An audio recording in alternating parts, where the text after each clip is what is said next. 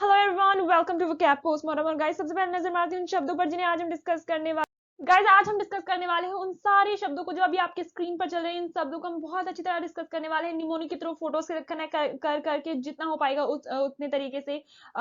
Antonyms है, synonyms है, example sentences, तो बहुत मजा आने वाला है आपके सेशन में। और मेरे हिस्से का कोई और तो बोलेगा नहीं, मुझे ही बोलना है कि आपको लाइक करना है, आपको शेयर करना है, आपको सब्सक्राइब करना है। हालांकि आप लोग करते नहीं, वो दूसरी बात है। आप तो देख ही रहे हो। वैसे चैनल को गाइस अभी 1 महीना पूरा नहीं हुआ है, कुछ दिनों बाद 1 महीना पूरा होगा, तो आपको सपोर्ट करना है। चैनल को बहुत नया है, आपकी सपोर्ट की जरूरत है। ठीक है, लेट्स बिगिन। हमारा पहला शब्द है डिस्डेन। अब डिस्डेन को गाइस अगर आप हिंदी में, वैसे तो मैं आपको प्रेफर करूंगी कि आप अंग्रेजी से ही से याद रखें, पर अगर आप इसे हिंदी से याद रखना चाहते हैं तो डिस्डेन का मतलब होता है घृणा या तिरस्कार। एज अ नाउन इसका मतलब होता है घृणा या तिरस्कार, और एज अ वर्ब इसका मतलब हो जाता है घृणा करना या किसी का तिरस्कार करना। इस तरह से इस्तेमाल करेंगे।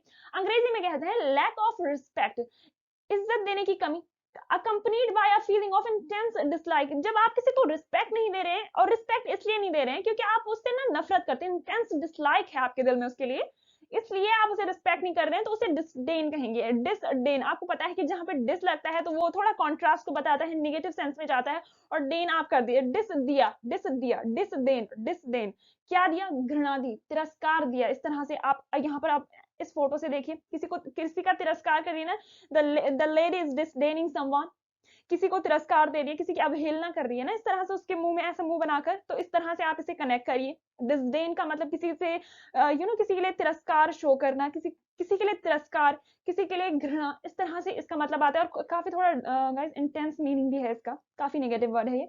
इसकी सिनोनिम्स हैं कंटेम्प्ट, डिस्पाइज, और रिजेक्ट और डिसरिगार्ड। अब गाइस रिजेक्ट तो थोड़ा थोड़ा सिनोनिमस हो जाता है, पर बाकी जो शब्द देख रहे हैं ना, एग्जैक्ट इसके सिनोनिम है ये। इन सब का मतलब भी होता है किसी के डिसरिस्पेक्ट, डिसरिगार्ड। ठीक है, इस तरह से चलेंगे, मतलब किसी की अवहेलना, थोड़ा घृणा टाइप का, वो सब इस उसी सेंस में आएंगे ये सब वर्ड। और इसके ठीक एंटोनिम्स हो जाएंगे कि जब आप किसी को रिस्पेक्ट दे रहे हो, आप प्रेज दे रहे हो, आप एडमायर कर रहे हो, एडमायरेशन दे रहे हो, तो इस तरह से इसके एंटोनिम्स चलते हैं। ठीक है, इसके जो एग्जाम्पल सेंटेंस होंगे, अब गाइस यहाँ पे इसे एज अ वर्ब लिया गया है पहले सेंटेंस में। श्याम ऑलवेज डिसडेन्स, श्याम हमेशा नफरत करता है। किस चीज से नफरत करता है? व्हाट ही कंसीडर्स डिसऑनेस्ट, जो उसे डिसऑनेस्ट लगता है, मतलब श्याम को डिसऑनेस्ट से नफरत है। तो श्याम ऑलवेज डिसडेन्स, किस चीज, श्याम हमेशा नफरत करता है, किस चीज से नफरत करता है? व्हाट ही कंसीडर्स डिसऑनेस्ट, जो उसे डिसऑनेस्ट लगता है, उस चीज से नफरत करता है। और एज अ नाउन इसे इस्तेमाल करेंगे। दे एक्सप्रेस्ड डिसडेन, उन्होंने ना थोड़ा घृणा को, थोड़ा ना डिसलाइक को एक्सप्रेस करा। किस चीज के लिए डिसलाइक को एक्सप्रेस करा? फॉर वेस्टर्न पॉप कल्चर, पाश्चात्य पॉप संस्कृति के लिए। तो उन्होंने ना थोड़ा सा डिसलाइक को एक्सप्रेस करा, किस चीज के लिए एक्सप्रेस करा? पाश्चात्य पॉप कल्चर के लिए। तो इस तरह से इस्तेमाल करेंगे। तो डिसडेन का मतलब याद रखिए, lack of respect accompanied by a feeling of intense dislike, मतलब आपके दिल में किसी के लिए घृणा है, तिरस्कार है, इस सेंस में चलेगा ये। तो याद रखिए disdain. Next is dire. Guys, dire का मतलब क्या होता है? डायर का मतलब होता है फ्रॉट विद एक्सट्रीम डेंजर, कुछ बहुत ज्यादा खतरे से भरा हुआ है जो ना, उसे डायर कहेंगे। जो डिजास्टरस है, आपदीय है जो। अब गाइस डायर को ना आप डायरिया से भी याद रखेंगे, डायर वही, मतलब कनेक्टेड भी हैं ये दोनों वर्ड, तो डायर, डायरिया, इस तरह से आप इसे याद रखेंगे। जो बहुत ज्यादा भयंकर है ना, भयावह है जो, उसे हम डायर कहते हैं। अब यहाँ पर आपको क्या दिख रहा है? कोरोना वायरस दिख रहा है ना, और कोरोना वायरस तो सिनोनिम बन चुका है डायर का। तो आप इस पे एग्जांपल सेंटेंस बना सकते हैं, the dire consequences of outbreak of corona virus, corona virus के आउटब्रेक के डायर कॉन्सिक्वेंसेस यानी भयावह परिणाम।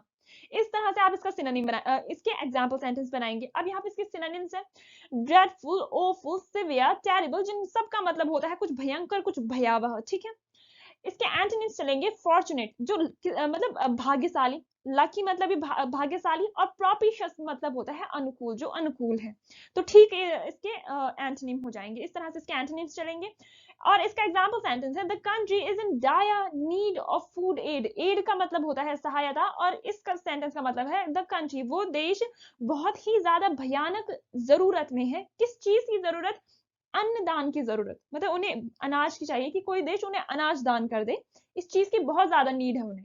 तो इस तरह से आप डायर को इस्तेमाल करेंगे। तो डायर एक एडजेक्टिव है जिसका मतलब होता है कुछ भी भयानक, भयावह, आपदीय, इस तरह से आप इसे याद रखेंगे।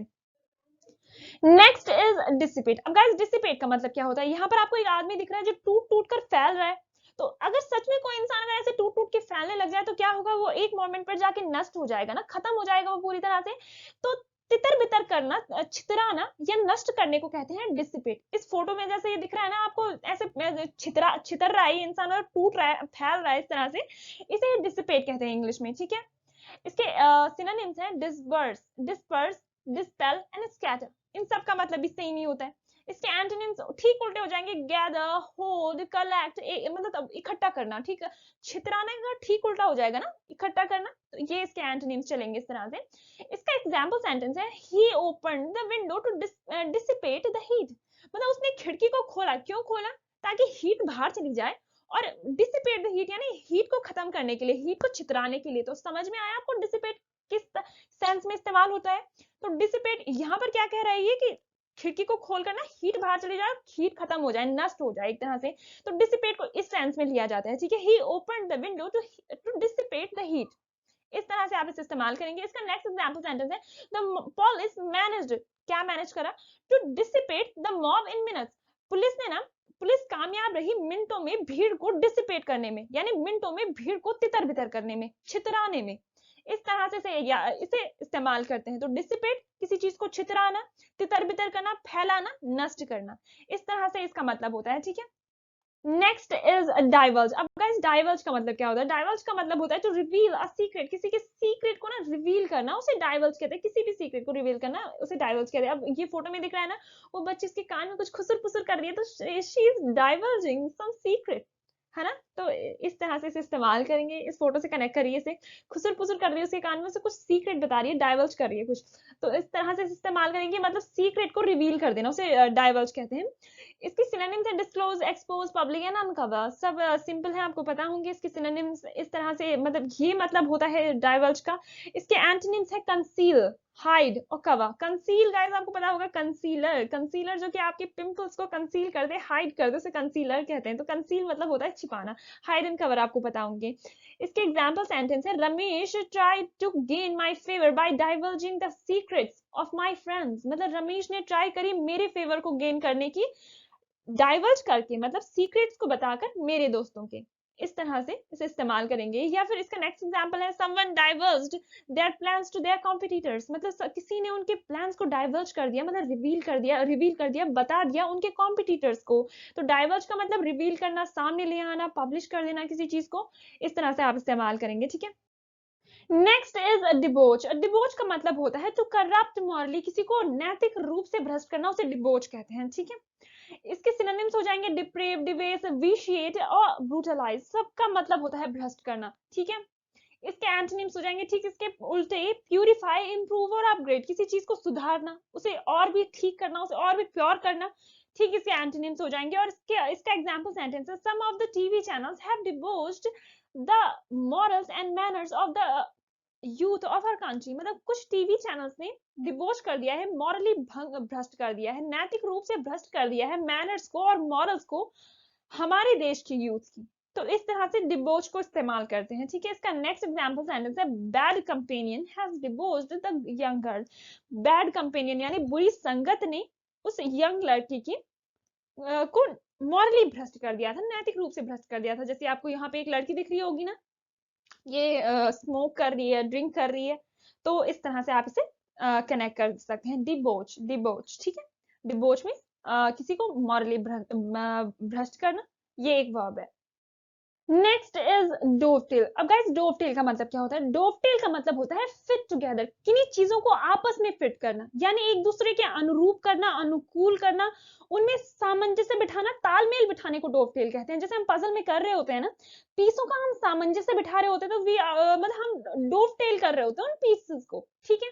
तो डोवटेल मतलब ऐसे सामंजस्य बिठाना, तालमेल बिठाने को डोवटेल कहते हैं। इसके सिनोनिम्स होंगे accord, correspond, coincide and match. मतलब इन सभी का मतलब होता है तालमेल बिठाना, मिलाना, एक दूसरे से सामंजस्य बिठाना, इन सब का मतलब होता है। और इसके एंटोनिम्स ठीक इसके उल्टे हो जाएंगे, डिस्कनेक्ट, अनलिंक एंड सेपरेट, यानी चीजों को अलग करना, एक तरफ सामंजस्य बिठाना, दूसरी तरफ अलग करना, ठीक है। इसका एग्जांपल सेंटेंस होगा, you can be benefited only if you dovetail these two schemes to cut down the cost of the material.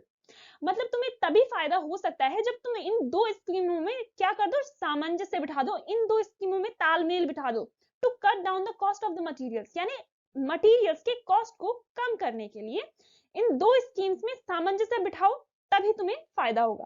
तो ये इसका मतलब होता है। डोवटेल मतलब सामंजस्य बिठाना, तालमेल बिठाना, अनुरूप करना चीजों को, ठीक है। जैसे हम पजल में कर रहे होते हैं, पीसेस को हम जोड़ रहे होते हैं, तालमेल बिठा रहे होते हैं चीजों का, उसे डोवटेल कहेंगे, ठीक है।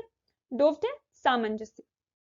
Next is filial. अब फिलियल का मतलब क्या होता है? फिलियल का मतलब होता है ऑफ सन और डॉटर, मतलब पुत्र या पुत्री से जुड़ा हुआ। अब कैसे जुड़ा हुआ? अगर आप कह रहे हैं फिलियल ड्यूटीज, तो आपका मतलब होगा कि वो ड्यूटीज जो कि हमारे बेटा या बेटी होने के नाते अपने पेरेंट्स की तरफ बनती हैं। फिलियल रिस्पॉन्सिबिलिटीज वो रिस्पॉन्सिबिलिटीज जो हमारी बेटा या बेटी होने के नाते अपने पेरेंट्स की तरफ बनते हैं। तो फिलियल बेटा या बेटी से जुड़ा हुआ। इसके सिनोनिम्स हो जाएंगे डॉटरली। अब डॉटरली तो इसका एग्जैक्ट सिनोनिम हो गया ओबीडियंट एंड ड्यूटीफुल। अब ओबीडियंट एंड ड्यूटीफुल भी गाइस इसके थोड़ा बहुत सिनोनिमस हो जाते हैं। क्यों? कि जब हम फिलियल की बात कर रहे होते हैं तो हम ओबीडियंट यानी आज्ञाकारी होने की बात कर रहे होते हैं, हम ड्यूटीफुल होने की बात कर रहे होते हैं, तो थोड़ा बहुत इसके ये सिनोनिमस हो जाते हैं, ठीक है। इसके एंटोनिम, अब जब हम फिलियल कह रहे हैं तो हम कह रहे हैं बच्चों से जुड़ा हुआ, तो अब इसके ठीक एंटोनिम्स क्या हो जाएंगे? पेरेंटल यानी पेरेंट्स से जुड़ा हुआ, मैटरनल यानी माता से जुड़ा हुआ, एग्नेट यानी पितरों से जुड़ा हुआ, पैतृक, ठीक है। तो इस तरह से इसके एंटोनिम चलेंगे। इसका एग्जांपल सेंटेंस हो जाएगा children must fulfil there filial duties toward their parents. बच्चों को जरूर ही पूरी करनी चाहिए अपनी फिलियल ड्यूटीज को जो उनके अपने पेरेंट्स के लिए है। तो इस तरह से इसके एग्जांपल चलेगा। तो फिलियल बेटा या बेटी से जुड़ा हुआ, ठीक है। Next is fervent. फर्वेंट का मतलब होता है कैरेक्टराइज बाय इंटेंस इमोशन यानी जोश से भरा हुआ। अब गाइस आप इसका निमोनिक बनाइए। अब इस शब्द को आप दो शब्दों में तोड़िए। क्या? फर एंड वेंट। वेंट माने गया, फर मतलब चिड़िया की तरह गया, एकदम फर से गया, तो जोश से गया। तो फर वेंट का मतलब ही होता है एकदम जोश से भरा हुआ। फर वेंट, फर वेंट, फर से गया। तो इस तरह से आप इसका बना सकते हैं निमोनिक। तो इसके सिनोनिम्स है पैशनेट, fervid, ईगा और जेलस। एकदम जोश से भरा हुआ इसके सिनोनिम है सारे जोश से भरे हुए, एकदम जोशीले। इन सब का वर्ड का मतलब होता है। इसके एंटोनिम्स हो जाएंगे ठीक है इसके उल्टे, इनडिफरेंट, अपैथेटिक, कोल्ड और स्टोइक, मतलब उदासीन, एकदम सुस्त, एकदम मंद। इस तरह से इसके एंटोनिम्स चलते हैं। इसका एग्जांपल सेंटेंस हो जाएगा my friend was accorded fervent welcome on his arrival, यानी मेरे दोस्त का एकदम जोरदार स्वागत किया गया, एकदम जोश से स्वागत किया गया उसके आगमन पर। फर्वेंट वेलकम एकदम जोरदार स्वागत, ठीक है। इस तरह से फर्वेंट को इस्तेमाल करेंगे। इसका नेक्स्ट एग्जांपल सेंटेंस है a fervent desire to change society, मतलब एक पैशनेट डिजायर सोसाइटी को बदलने की, ठीक है। पैशनेट डिजायर सोसाइटी को बदलने की, फर्वेंट डिजायर, पैशनेट डिजायर। इस तरह से फर्वेंट को इस्तेमाल करेंगे। जैसे आपको यहाँ फोटो पे दिख रहा होगा ना, दादी इस उम्र की है पर फिर भी कंप्यूटर पकड़ रही है, कंप्यूटर सीख रही है, तो क्या है? Fervent desire to learn computer, है ना। तो इस तरह से आप इसे याद रख सकते हैं। फर्वेंट, फर से गया, एकदम जोश से गया, जोश से भरा हुआ था जब वो जा रहा था, तो फर गया, ठीक है। तो फर्वेंट एकदम जोश से भरा हुआ, ठीक है। Next is fitful. Guys fitful का मतलब होता है, हिंदी में इसका मतलब होता है चंचल और अनियमित, जो एक जैसा नहीं हुआ, बहुत चंचल है ना, उसे फिटफुल कहते हैं। इसका मतलब होता है इंटरमिटेंटली स्टॉपिंग एंड स्टार्टिंग, मतलब कि रुक रुक कर शुरू हो रहा है, बंद हो रहा है, आ रहा है, जा रहा है, उसे फिटफुल कहेंगे। नॉट रेगुलर और स्टीडी, जो रेगुलर और स्टीडी वे में नहीं बना हुआ, उसे फिटफुल कहेंगे। इसके सिनोनिम्स है इरेक्टिक, कैप्रिशियस, इरेगुलर एंड फिकल। सबका मतलब होता है जो अनियमित है, आ रहा है, जा रहा है, हो रहा नहीं हो रहा, इरेगुलर है, वो सारे इन सब का मतलब होता है इरेगुलर वे में, जो स्टीडी नहीं है, ठीक है। इसके एंटोनिम्स है रेगुलर एंड कांस्टेंट, जो एक जैसा बना हुआ है और कांस्टेंट है, इवन है। इन सब का मतलब अनइवन और इसका मतलब इवन है जो, ठीक है। एग्जाम्पल सेंटेंस है you are not going to achieve anything by pursuing fitful study, मतलब तुम्हें कुछ भी नहीं मिलने वाला इस तरह की, मतलब चंचल पढ़ाई कर रहे हो ना तुम, अनियमित पढ़ाई कर रहे हो जो, उससे ना तुम्हें कुछ भी नहीं मिलने वाला। तो फिटफुल स्टडी, अनियमित स्टडी, ठीक है। इस तरह से आप याद रखेंगे। जैसे बच्चे हैं ना थोड़ा चंचल हैं, तो इनमें थोड़ी ना स्थिरता होगी, अस्थिर ही होंगे, तो इस तरह से आप इसे याद रखिए। तो फिटफुल, चंचल, अस्थिर को फिटफुल कहते हैं, ठीक है। फिटफुल स्टडी, अनियमित study. Next is ferment. Guys ferment का मतलब होता है agitation among a group of people typically concerning major change, मतलब विद्रोह, जब एक ग्रुप ऑफ पीपल में विद्रोह हो खासकर किसी बड़े चेंज के लिए, बड़े बदलाव के लिए विद्रोह हो तो उसे फर्मेंट कहते हैं। फर्मेंट का मतलब होता है विद्रोह, ठीक है। इसके सिनोनिम्स है डिस्टर्बेंस, कॉमोशन, फ्लरी, जिन सब का मतलब होता है थोड़ा हड़बड़ी, अशांति, हल्ला गुल्ला, इन सब का मतलब होता है। तो ये फर्मेंट के सिनोनिम में आ जाते हैं।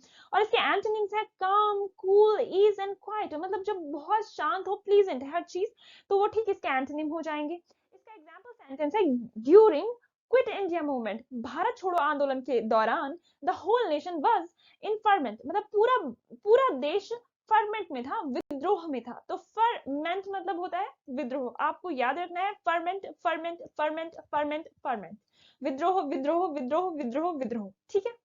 हाँ, तो इस सेंस में आ जाएगी। Next is foment. फोमेंट का मतलब होता है स्टार अप, इंस्टिगेट, मतलब किसी को उकसाना, किसी को भड़काना, उसे फोमेंट कहते हैं। तो एक साधारण सा वर्ड है। अब जैसे यहाँ पर देख रहे हैं ना आप, ही इज फोमेंटेड, ठीक है, भड़क रखा है बेचारा। तो इस तरह से आप इसे इस्तेमाल करेंगे। इसके सिनोनिम है इंसाइट, प्रोवोक, इन्फ्लेम, स्टिमुलेट, जिन सब का मतलब होता है भड़काना। इसके एंटोनिम्स हो जाएंगे उसके उल्टे सूद, क्वाइट, सप्रेस, किसी चीज को कम करना, दबाना, शांत करना, उसे कहते हैं, वो इसके ठीक एंटोनिम्स हो जाएंगे। इसका एग्जांपल सेंटेंस है the decision of the government is likely to foment disagreement among the opposition parties, मतलब गवर्नमेंट का जो डिसीजन है संभवतः वह भड़का सकता है डिसएग्रीमेंट को अपोजिशन पार्टीज के बीच में, मतलब अपोजिशन पार्टीज के बीच में जो डिसएग्रीमेंट है उसे और भी भड़का सकता है गवर्नमेंट का डिसीजन। तो इस तरह से आप इसका इस्तेमाल करेंगे। तो फॉर्मेंट किसी को भड़काना, stir up, instigate, incite, provoke, inflame, stimulate, सब एग्जैक्ट सिनोनिम है इसके, और बहुत अच्छे वर्ड्स हैं ये सारे, आपको याद होने चाहिए, ठीक है। Next is Gracias. ग्राशियस का मतलब होता है behaving in a pleasant, polite, काम वे, मतलब बहुत ही मिलनसारिता से, बहुत ही प्यारे स्वभाव में आपसे कोई मिल रहा है ना, बहुत ही शांत, काम, प्लीजेंट, मिलनसार स्वभाव हो, जिसका उससे ग्राशियस कहेंगे, जो बहुत ही प्लीजेंट हो।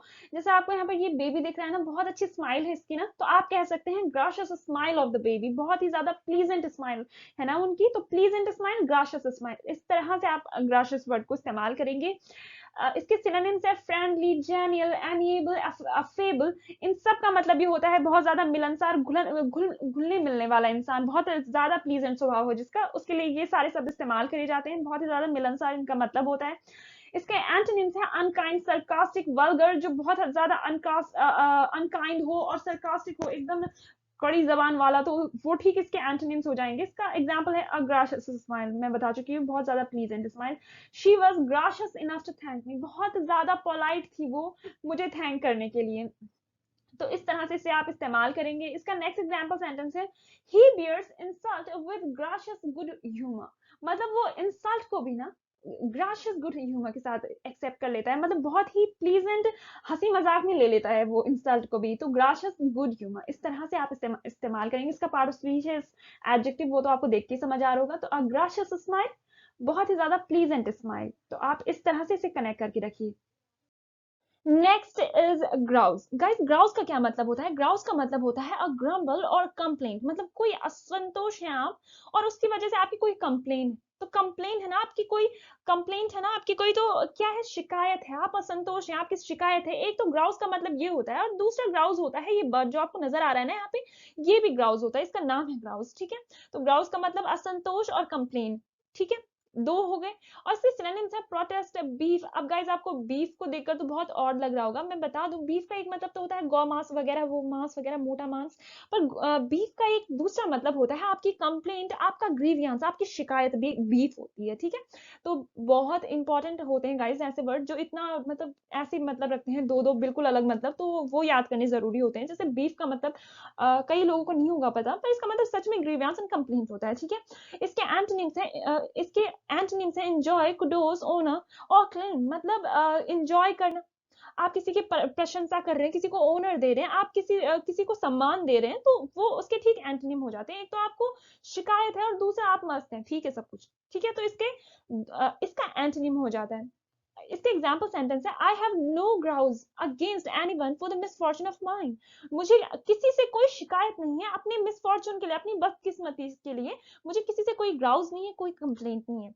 इस तरह से आप इसे इस्तेमाल करेंगे। इसका नेक्स्ट एग्जाम्पल सेंटेंस है our biggest grouse was about the noise of the construction work. मतलब हमारे जो सबसे बड़ी शिकायत थी ना वो नॉइज थी जो कंस्ट्रक्शन वर्क से आ रही थी। मतलब कंस्ट्रक्शन का काम हो रहा था, उसकी वजह से जो नॉइज आ रही थी ना वो हमारी सबसे बड़ी शिकायत थी। तो इस तरह से आप इसे इस्तेमाल करेंगे। ग्राउज आपकी शिकायत, असंतोष है आप, तो वो। Next is ग्लिप। ग्लिप का मतलब होता है fluent and voluble but insincere and shallow. मतलब एक इंसान जो बहुत ज्यादा तो बोलता है पर उसकी बातों का कोई लेना देना नहीं है, बहुत ही इनसिंसियर बातें करता है, यानी बकवास को ग्लिप कहते हैं। ठीक है। इसका दूसरा मतलब होता है हैविंग ओनली सुपरफिशियल प्लॉजिबिलिटी, मतलब ऊपरी दिखावट है जो। जैसे कि फॉर एग्जांपल ग्लिप प्रोमिसेस, ऐसे प्रोमिसेस जिनका कोई बेस नहीं है, जिन्हें पूरा करने से कोई मतलब नहीं है, बस करने से मतलब है। जैसे कि कई पॉलिटिशियन की टंग फिसल जाती है बहुत बार और उनसे हो जाते हैं ग्लिप प्रोमिसेस, ऐसे प्रोमिसेस जिन्हें उन्हें पूरा नहीं करना है, तो ग्लिप प्रोमिसेस। ठीक है। तो इस तरह से ग्लिब आता है। अब आप इसका निमोनिक बनाइए, ग्लिब लिप्स। ग्लिब लिप्स मतलब वो लिप्स जो बहुत ज्यादा ग्लिप कर रहे हैं, बकवास कर रहे हैं। ठीक है। तो ग्लिब लिप्स, ग्लिब लिप्स, इस तरह से आप इसे याद रखिए। तो ग्लिब का मतलब होता है बहुत ज्यादा बोलने वाला या ऐसा बोलने वाला जिसे उसे पूरा नहीं करना। मतलब आप ऐसे सोचिए ना कि अगर कोई बहुत ज्यादा बोल रहा है और इनसिंसियरली बोल रहा है, तो आप इससे कनेक्ट कर लीजिए कि इनसिंसियर प्रोमिसेस, ऐसे प्रोमिसेस, ग्लिप प्रोमिसेस, इनसिंसियर प्रोमिसेस, ऐसे प्रोमिसेस जिनमें कोई सिंसियरिटी नहीं है, जिन्हें कोई पूरा नहीं करना बाद में। तो इस तरह से आप ग्लिप को याद रखेंगे। इसके सिनोनिम्स होंगे लोक्वेशियस एंड इलोक्वेंट।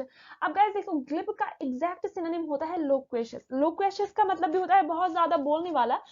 वैसे इलोक्वेंट का मतलब भी होता है बहुत ज्यादा बोलने वाला, पर फर्क बस इतना है कि लोक्वेशियस का मतलब होता है बोलने वाला बहुत ज्यादा पर बकवास करने वाला, और इलोक्वेंट का मतलब होता है बहुत ज्यादा बोलने वाला पर उसकी बातों में तर्क है, वो बकवास नहीं कर रहा।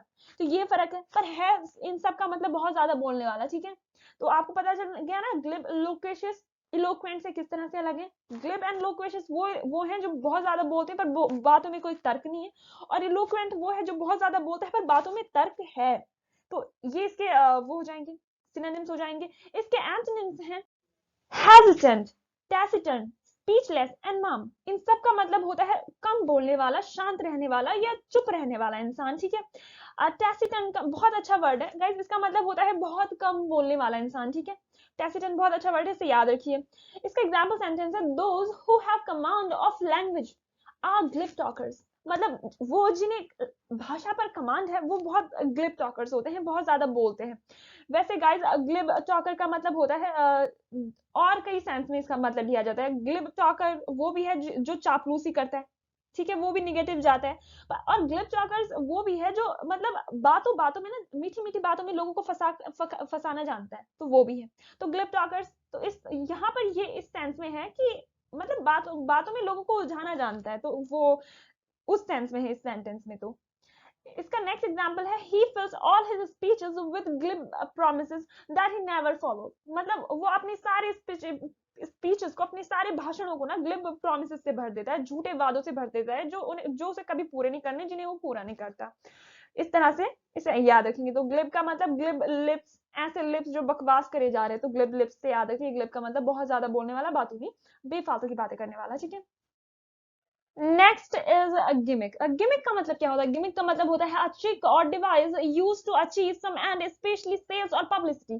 कोई भी ऐसी ट्रिक आप इस्तेमाल कर रहे हो अपनी डिजायर्ड आउटकम्स को पाने के लिए, चाहे वो सेल्स में हो चाहे वो पब्लिसिटी में हो, तो आप क्या कर रहे हो, कुछ ट्रिक्स इस्तेमाल कर रहे हो। जैसे हम कई बार देखते हैं by one get one free, तो ये क्या होती है? ये सेल्स गिमिक होती है। ठीक है। सेल्स गिमिक होती है, उनके तरीके होते हैं, ट्रिक्स होती हैं उनकी सेल्स बढ़ाने की ट्रिक्स ना, तो ये सेल्स गिमिक होती हैं। तो गिमिक का मतलब होता है ट्रिक। ठीक है। जैसे पॉलिटिकल गिमिक्स होती हैं। पॉलिटिकल गिमिक्स क्या होती हैं? पॉलिटिशियंस क्या करते हैं? बड़े बड़े झूठे झूठे वादे करते हैं, तो वो क्या है? वो उनकी पॉलिटिकल गिमिक है।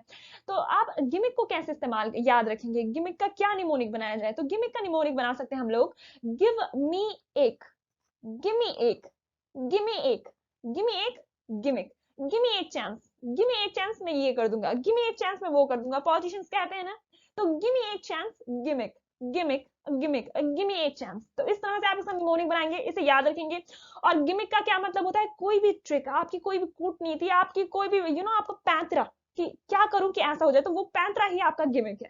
जैसे सेल्स गिमिक मैं बता चुकी हूँ, तो इसके सिनोनिम्स हैं स्टिक, पब्लिसिटी डिवाइस, स्टंट, ये इसके सिनोनिम्स हो जाएंगे। एंटोनिम्स हो जाएंगे इसके रियलिटी और ट्रूथ, जिसमें कोई पैंतरेबाजी नहीं है, जो सिंपल है, साफ है सबके सामने। फ्रैंकनेस भी है शायद, अरे सॉरी ये थोड़ा गलत हो गया। इसका एग्जाम्पल सेंटेंस है, the reservation policy is just a political gimmick. मतलब जो रिजर्वेशन पॉलिसी आई है ना, ये जस्ट एक राजनीतिक पैंतरा है, राजनीतिक पैंतरा है और कुछ नहीं। तो पॉलिटिकल गिमिक है, राजनीतिक पैंतरा है। तो इस तरह से आप इसे इस्तेमाल करते हैं। इसका नेक्स्ट एग्जांपल सेंटेंस है, it was a great sales gimmick. ये बहुत ही ग्रेट सेल्स का पैंतरा था, सेल्स बढ़ाने का पैंतरा था, तो सेल्स गिमिक था। तो आपको पता चल गया है, गिव मी एक गिमिक, गिव मी एक चांस, गिव मी एक चांस। तो ये गिव मी एक चांस क्या होता है पॉलिटिशियंस का? पॉलिटिकल गिमिक होता है, पॉलिटिकल पैंतरा होता है, राजनीतिक पैंतरा होता है उन लोग का। तो गिव मी एक गिमिक। Next is Hegel. अब हैगल का क्या मतलब होता है? हैगल का मतलब होता है बार्गेन अबाउट प्राइसेस। आप जब मोल भाव कर रहे हो ना, तेरी मेरी कर रहे हो कि थोड़ा तू कम कर दे मैं ज्यादा कर दूं, तो यही हैगल है, ठीक है। अब नया शब्द है तो इसे दिमाग में कैसे रखे? मतलब तो आसान है इसका, पर नया शब्द है तो इसे दिमाग में कैसे रखे? तो आप इसका निमोनिक बना सकते हो कि तेरी भी हैगल पर मेरी भी तो सुन ले। जो आप करते हो ना, तेरी भी हैगल पर मेरी भी सुन ले, जो उसके गाल में आप अपनी गाल घुसा रहे हो ना, वही हैगल है। तो हैगल का मतलब होता है बार्गेन करना। याद हो गया? आप तो रहेगा ना दिमाग में। इसके सिनोनिम्स है बार्टर, बार्गेनिंग, आर्ग्यू, रैगल। इन सब का मतलब होता है मोल भाव करना। इसके एंटोनिम्स हो जाएंगे agree, concur, comply, come to a conclusion. जब आप कह रहे हो ना हाँ जी हाँ जी हाँ जी हाँ जी, तो वो ठीक इसके एंटोनिम्स हो जाएंगे इस तरह से। इसका एग्जांपल सेंटेंस हो जाएगा, we haggle with rickshaw pullers whereas with doctors we can not. हम रिक्शा चालकों से तो बार्गेन कर सकते हैं, 2-4 ऊपर कम ज्यादा कर सकते हैं, पर डॉक्टर्स के साथ हम नहीं कर सकते। तो इस तरह से इस्तेमाल करेंगे। इसका नेक्स्ट एग्जांपल सेंटेंस हो जाएगा, my mom taught me how to haggle with used furniture dealers. मतलब मेरी माँ ने मुझे सिखाया कि किस तरह से बार्गेनिंग करनी होती है उन फर्नीचर डीलर्स से जो इस्तेमाल किया हुआ फर्नीचर बेचते हैं। तो ये हो गया इसका एग्जांपल सेंटेंस। और तेरी भी हैगल पर मेरी भी सुन ले, तो आप तो याद रहेगा ये हैगल से हैगल, ठीक है। तो हैगल मतलब बार्गेन करना, याद हो गया। गाइस आज के लिए बस इतने ही शब्द हैं, मतलब आज हमारे पास इतने ही शब्द हैं। पर गाइस इन द एंड में कहना चाहूंगी कि आपको पता है यूट्यूब पे पता है क्या चलता है? सब्सक्राइबर्स को देखकर ना सब्सक्राइबर्स आते हैं, व्यूज को देखकर व्यूज आते हैं, लाइकर्स को देखकर लाइक आते हैं, ठीक है। तो मतलब ना कंटेंट में बहुत दम है, पर फिर भी ना चैनल को रीच नहीं मिल रही। तो गाइज आपसे रिक्वेस्ट है कि आपको एक तो लाइक करना है, आप जितने भी अभी तक बने हुए हैं आपको पसंद आया तो आपको वीडियो को लाइक करना है। आपको कमेंट छोड़ना है मेरे लिए कि कुछ भी कमेंट करिए, पर करिए जरूर। बताइए कि क्या कमी है, क्या क्या अच्छा लगा, क्या बुरा लगा, क्या सुधारूं, क्या बढ़िया है, वो भी बताइए मुझे। तो आज के लिए इतना ही। टाटा फॉर टुडे, मिलते हैं नेक्स्ट सेशन में बहुत जल्द। तब तक के लिए बाय बाय।